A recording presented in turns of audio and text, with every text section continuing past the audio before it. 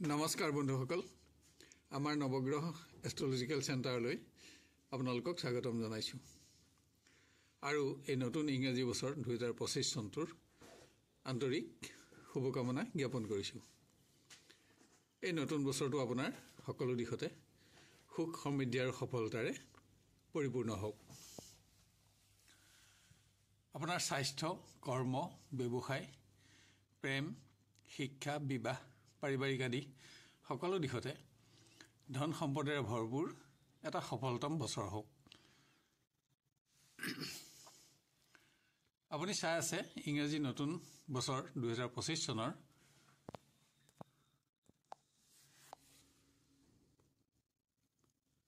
কুম্ভ ৰাশিৰ বাৰ্ষিক ৰাশিফল। কুম্ভ ৰাশি 23 ধনিষ্ঠা নক্ষত্ৰ, 24 শতভিষা নক্ষত্ৰ আৰু 25 পূৰ্ব ভাদ্ৰপদ নক্ষত্ৰৰ গ, তলব্যাস, দন্ত্যাস আদি আদ্যাক্ষৰৰ দ্বাৰা গঠিত হয়। আপোনাৰ ৰাশিৰ অধিপতি শনি আৰু আপোনাৰ ৰাশিৰ অধিপতি শনি বছৰৰ প্ৰথম অৱস্থাত আপোনাৰ ৰাশিতে মিত্ৰগ্ৰহ শুক্ৰৰ লগত থাকিব। একাদশত ৰবি চন্দ্ৰ, চতুৰ্থত আপোনাৰ ধন ভাৱৰ অধিপতি বৃহস্পতি থাকিব আৰু ধনৰ ক্ষেত্ৰত ৰাহু আৰু অষ্টমত কেতু থাকিব, যাৰ ফলত আপোনাৰ স্বাস্থ্য ভাৱত আপুনি মিশ্ৰিত ফল লাভ কৰিব, কিন্তু মাজে মাজে অধিক দুৰ্বল হোৱাৰ আশংকাও থাকিব। বছৰৰ দ্বিতীয় ভাগ স্বাস্থ্য ক্ষেত্ৰত আপোনাৰ তুলনামূলকভাৱে উন্নত। মাৰ্চলৈকে শনি আপোনাৰ ৰাশিতে থাকিব। মাৰ্চৰ পিছত শনিয়ে আপোনাক 7.5 দ্বিতীয় চৰণৰ পৰা মুক্ত কৰি দিব, কিন্তু তেতিয়া শনিয়ে আপোনাৰ 7.5 তৃতীয় চৰণ অধিক শক্তিশালীভাৱে আৰম্ভ কৰিব।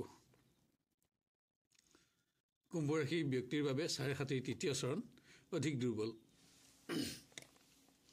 আৰু মে' মাহৰ পিছত আপোনাৰ ৰাশিলৈ ৰাহুৰ আগমন আৰু সপ্তম ভাৱত কেতুৰ অৱস্থানৰ ফলত স্বাস্থ্য ভাৱত দুৰ্বলতা বৃদ্ধি পোৱাৰ আশংকা থাকিব, যাৰ প্ৰতি আপোনাৰ অধিক মনোযোগৰ আৱশ্যক হ'ব। ৰাহুৱে আপোনাৰ ৰাশিত অৱস্থান লৈ পেটৰ আৰু মস্তিষ্কৰ লগত জড়িত যিকোনো সমস্যা দিব পাৰে। সপ্তম স্থানত কেতুৰ অৱস্থানেও শৰীৰৰ নিম্ন ভাগত দুৰ্বলতা বৃদ্ধিৰ আশংকা বঢ়াব। আনহাতে মঙ্গলৰ অৱস্থান আৰু মে' মাহত বৃহস্পতিৰ সঞ্চাৰ সম্পূৰ্ণ আপোনাৰ পক্ষলৈ আহিব। ৰবি, চন্দ্ৰ আৰু বুধৰ অৱস্থানো বছৰৰ প্ৰায়খিনি সময় আপোনাৰ পক্ষতে থাকিব। প্ৰথম অৱস্থাত আপোনাৰ ৰাশিত শুক্ৰৰ অৱস্থান আপোনাৰ বাবে ইতিবাচক হ'ব আৰু মে' মাহত বৃহস্পতি পঞ্চমলৈ গৈ আপোনাক শুভ দৃষ্টি প্ৰদান কৰিব। ফলত আপোনাৰ স্বাস্থ্যত শনি আৰু ৰাহুৰ পৰা হ'ব পৰা অশুভ ফল যথেষ্ট পৰিমাণে কমাই আপোনাৰ স্বাস্থ্য সুৰক্ষিত ৰাখিব। বৃহস্পতিয়ে আপোনাৰ স্বাস্থ্য বহুত এটা দুৰ্বল হ'বলৈ নিদিয়ে। এইবাবেই বছৰৰ পিছৰ ভাগ প্ৰথম ভাগতকৈ যথেষ্ট উন্নত থাকিব। শুক্ৰ আপোনাৰ ভাগ্যপতি হৈ আৰম্ভণিতে আপোনাৰ ৰাশিতে থাকিব আৰু কৰ্মপতি মঙ্গল ষষ্ঠ ভাৱত থাকিব। জানুৱাৰীৰ শেষত মঙ্গল বক্ৰী হৈ পঞ্চমলৈ আহিব। দুই ঠাইতেই মঙ্গলে কৰ্মক্ষেত্ৰত আপোনাক ভাল ফল দিব। এতিয়া আপোনাৰ কৰ্মত থকা বুধ জানুৱাৰীত একাদশলৈ যাব। ফলত মঙ্গল আৰু বুধৰ বাবে কৰ্মৰ পৰিৱেশত এটা উন্নত যোগৰ সূচনা হ'ব। ফলত আপুনি আপোনাৰ কৰ্মক্ষেত্ৰত আশা কৰা ধৰণেই পৰিশ্ৰমৰ শুভফল লাভ কৰি সন্তুষ্ট হ'ব পাৰিব। দ্বিতীয় স্থানৰ ৰাহু আৰু আপোনাৰ ৰাশিত শনিৰ প্ৰভাৱো আপোনাৰ বাবে ভালেই বুলিব পাৰি, কিন্তু মাৰ্চৰ পিছত গ্ৰহসমূহৰ সঞ্চাৰৰ ফলত সকলোবিলাক ভালেই থাকিব বুলি ক'ব নোৱাৰি, যদিও সামঞ্জস্যহীনতা নাহে। মাৰ্চৰ পিছত কৰ্মক্ষেত্ৰত সহকৰ্মীসকলৰ লগত বাক্য বিনিময়ত আৰু আপোনাৰ আচৰণৰ প্ৰতি আপুনি সামান্য লক্ষ্য ৰাখিলেই সহকৰ্মীৰ লগত আৰু জ্যেষ্ঠজনৰ লগত আপুনি সদ্ভাৱ বৃদ্ধি কৰিব পাৰিব। জুন মাহৰ পিছত আপোনাৰ কৰ্মৰ কোনো প্ৰকাৰৰ ভাল পৰিৱৰ্তনো আপুনি আশা কৰিব পাৰে। কৰ্মক্ষেত্ৰত অধিক দায়িত্ব গ্ৰহণ কৰি জনপ্ৰিয়তা বৃদ্ধিৰ প্ৰয়াসত আপোনাৰ পৰিশ্ৰমৰ ব্যস্ততা বৃদ্ধি পাব। কিন্তু তেনে অৱস্থাত আপুনি আপোনাৰ স্বাস্থ্যভাৱক অৱহেলাও কৰিব নোৱাৰিব, কিয়নো বছৰটোত আপোনাৰ স্বাস্থ্যভাৱত কেইবাটাও গ্ৰহ প্ৰতিকূল থাকিব।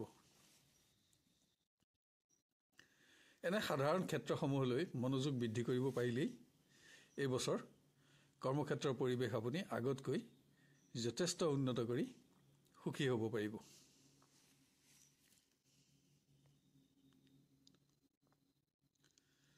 চাকৰি প্ৰাৰ্থীসকলৰ বাবে জুন মাহৰ পিছৰ পৰা সময়খিনি বহুত উন্নত থাকিব। বছৰটোত আপুনি একাধিকবাৰ দূৰ ভ্ৰমণ কৰিব লগা হ'ব আৰু ইয়াত সফলতা আৰু কৰ্মোন্নতিও আপুনি অব্যাহত ৰাখিব পাৰিব।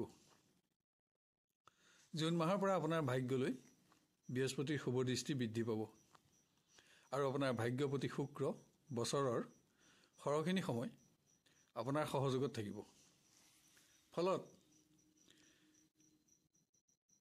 প্ৰতিযোগিতামূলক ক্ষেত্ৰত আপুনি অলপ প্ৰচেষ্টাতে সফলতা অৰ্জন কৰি প্ৰতিষ্ঠা লাভৰ আশা কৰিব পাৰিব। এইবছৰ আপুনি ঘৰৰ পৰা আঁতৰত উন্নত কৰ্ম লাভ কৰিব পাৰে। মাথো ৰাহুৰ বাবে মানসিক এলাহ অৱসাদ ত্যাগ কৰি আপুনি নিজৰ মানসিক দৃঢ়তা সামান্য বঢ়াব লাগিব।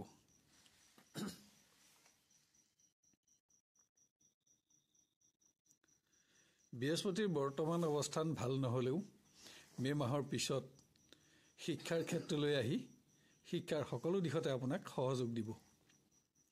বৰ্তমান বৃহস্পতিয়ে ব্যৱসায় সংযুক্ত শিক্ষাৰ্থীক ভাল ফল দিব আৰু মে' মাহৰ পিছত সকলো পৰ্যায়ৰ শিক্ষাতে বাঞ্ছা পূৰণ কৰিব। বিশেষকৈ জুন মাহত শিল্প সংস্কৃতি আদিৰ লগত জড়িত আৰু শাৰীৰিক ব্যায়ামৰ লগত যুক্ত শিক্ষাৰ্থীৰ বাবে এই বছৰ এটা শ্ৰেষ্ঠতম বছৰ হ'ব। এইবছৰ আপুনি নিজৰ স্বাস্থ্যৰ প্ৰতি মনোযোগ কিছু বঢ়াই শিক্ষাৰ ক্ষেত্ৰত এটা সফলতম বছৰ কৰি গঢ়ি তুলিব পাৰিব। প্ৰেমৰ দিশত আপোনাৰ পঞ্চম ভাৱৰ অধিপতি বুধ গোটেই বছৰ আপোনাৰ পক্ষত থাকিব আৰু ইয়াৰ লগতে প্ৰায়খিনি সময়ত শুক্ৰয়ো আপোনাক ভাল ফল দিব। মে' মাহত পঞ্চম ভাৱত বৃহস্পতি অৱস্থান লৈ বছৰৰ অধিকাংশ সময় আপোনাক যোগাত্মক ফল প্ৰদান কৰিব। আনহাতে ৰাহুৰ দৃষ্টিৰ ফলত মে' মাহৰ পিছত পাৰস্পৰিক বুজাবুজি কমাৰ আৰু মতৰ পাৰ্থক্যত পৰিৱেশ কিছু নিম্নগামী হোৱাৰ আশংকাও থাকিব। কিন্তু তেতিয়া বৃহস্পতি আপোনাৰ পঞ্চম ভাৱত অৱস্থান লৈ শক্তিশালী হৈ উঠিব। ফলত প্ৰেমৰ ক্ষেত্ৰত বিশেষ মন কৰিবলগীয়া সমস্যা উদ্ভৱ নহয়। এনে ক্ষেত্ৰত বৰ্তমানৰ পৰা মে' মাহলৈকে পাৰস্পৰিক সম্পৰ্কক আপুনি দীৰ্ঘস্থায়ীভাৱে ৰূপো দিব পাৰিব আৰু মে' মাহৰ পিছৰ সময়খিনি এতিয়াতকৈও বেছি উন্নত ৰূপত প্ৰতিফলিত হ'ব। মনত কিছু সুস্থ সিদ্ধান্ত গ্ৰহণ কৰিব পাৰিলে যিটো ৰাহুৰ দ্বাৰা সম্পূৰ্ণ হোৱাৰ আশা কম, আপুনি এই বছৰটো সম্পূৰ্ণ নিজৰ কৰি ৰাখিব পাৰিব।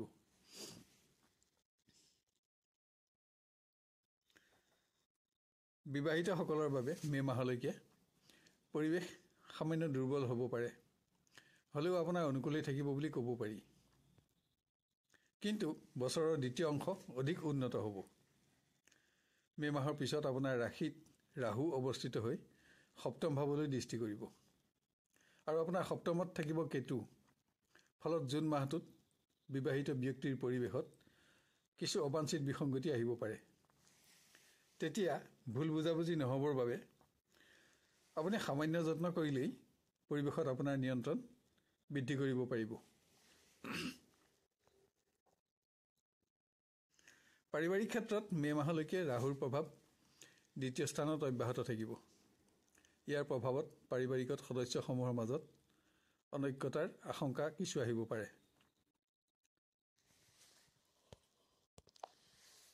নট ঐকাৰ দি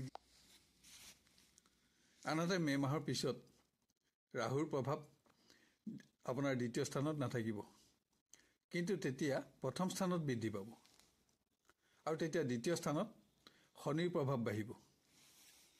ফলত পাৰিবাৰিক ক্ষেত্ৰত মতামতসমূহত কিছু পাৰ্থক্য আহিব পাৰে আৰু মে' মাহলৈকে চতুৰ্থ ভাৱত বৃহস্পতিৰ প্ৰভাৱ থাকিব। মে' মাহৰ পিছত চতুৰ্থ ভাৱত শনিৰ প্ৰভাৱ বৃদ্ধি পাব।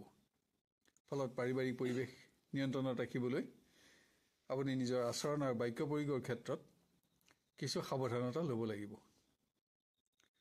আনহাতে পাৰিবাৰিক পৰিৱেশ নিয়ন্ত্ৰণ কৰা গ্ৰহ শুক্ৰ আপোনাৰ ভাগ্যপতিও হৈ বছৰৰ সৰহখিনি সময় আপোনাৰ পক্ষত থাকিব আৰু মে' মাহৰ পিছত আপোনাৰ ৰাশি আৰু ভাগ্য ভাৱলৈ বৃহস্পতিৰ শুভ দৃষ্টি থকাৰ ফলত তেতিয়া আপুনি অলপ প্ৰচেষ্টাতে পৰিৱেশ নিজৰ নিয়ন্ত্ৰণতে ৰাখিব পাৰিব।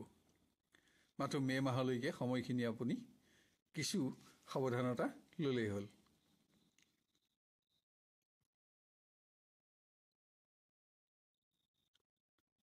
আৰ্থিক ক্ষেত্ৰত বছৰৰ দ্বিতীয় অংশ আপোনাৰ বহুত উন্নত হ'ব আৰু প্ৰথম অংশও বিশেষ বেয়া বুলিব নোৱাৰি। প্ৰথম অৱস্থাত বৃহস্পতি চতুৰ্থ ভাৱত থাকি আপোনাৰ ধন ভাৱলৈ শুভ দৃষ্টি দি থাকিব আৰু ধন ভাৱ বৃহস্পতি নিজৰ ঘৰ, লগতে কৰ্মভাৱতো আপোনাক শুভ ফল প্ৰদান কৰিব। মে' মাহত আপোনাৰ ভাগ্য আৰু উপাৰ্জনৰ ক্ষেত্ৰ আৰু আপোনাৰ ৰাশিলৈ বৃহস্পতিয়ে শুভ দৃষ্টি প্ৰদান কৰি আপোনাক এই বছৰ আৰ্থিকভাৱে শক্তিশালী ৰূপত প্ৰতিষ্ঠিত কৰাৰ প্ৰয়াসো কৰিব। কিন্তু শনি, ৰাহু আৰু কেতুৰ অৱস্থানৰ বাবে আপোনাৰ বিভিন্ন দিশত এই বছৰ খৰচ বৃদ্ধিৰ আশংকাও থাকিব, যাৰ ফলত আপুনি এই বছৰ সঞ্চয়ৰ ওপৰত মনোযোগ দিব নোৱাৰিব। গতিকে আৰ্থিক ক্ষেত্ৰত বছৰটোত আপোনাৰ উপাৰ্জনত সন্তুষ্টি থাকিলেও স্বাস্থ্য আৰু অপ্ৰয়োজনীয় দিশসমূহত খৰচ নাবাঢ়িবলৈ আপুনি কিছু যত্ন ল'লেই বছৰটো সফল কৰি তুলিব পাৰিব।